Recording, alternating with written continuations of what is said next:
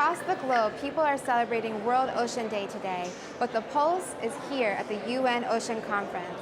And the message is clear. We all need the ocean, and we all have a role to play. Powerful, courageous testimonies, along with the launch of the Global Ocean Science Report today, show us that solutions are not only possible, they are present. The ocean can and will rebound, as long as we take the right steps. While this gathering might be a tiny blip in the history of our planet, our task is to make it the World Oceans Day when we change our destiny. And the new binding treaty for high seas biodiversity can, to borrow a phrase, be the next giant leap for humankind. I urge the people charged with negotiating this treaty, many of whom are no doubt in this room today, to be bold, to give this treaty teeth and vision, and make it a game-changing Paris Agreement for the ocean. In addition to addressing governments, World Ocean Day reached into the hearts of people. In a few days, it will be my grandfather Jacques-Yves Cousteau's birthday.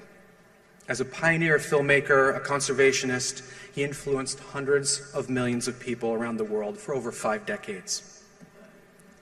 And he used to say one thing to us growing up, time and time again. People protect what they love. They love what they understand, and they understand what they're taught. Armed with that information, there is nothing we cannot achieve. So to me, what lessons can we learn from our ancestors of the past? And what was it that they had that's still in us?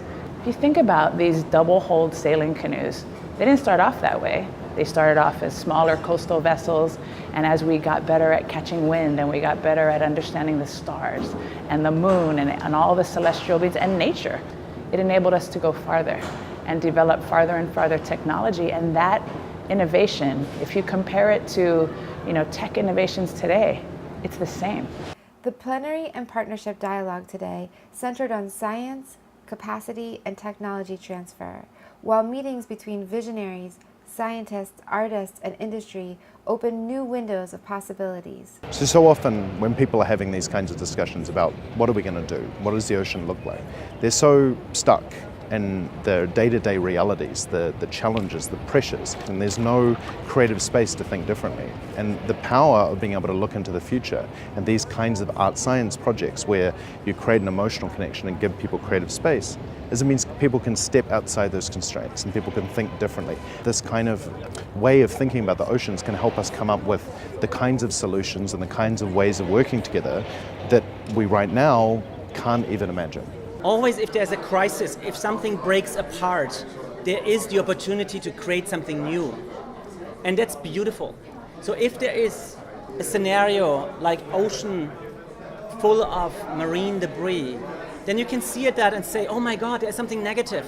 But you can turn it around and make it into something positive by owning that problem, by declaring yourself an author of a new. Stay tuned as we continue to bring you inside the UN Ocean Conference. For more information, please visit our IISD website.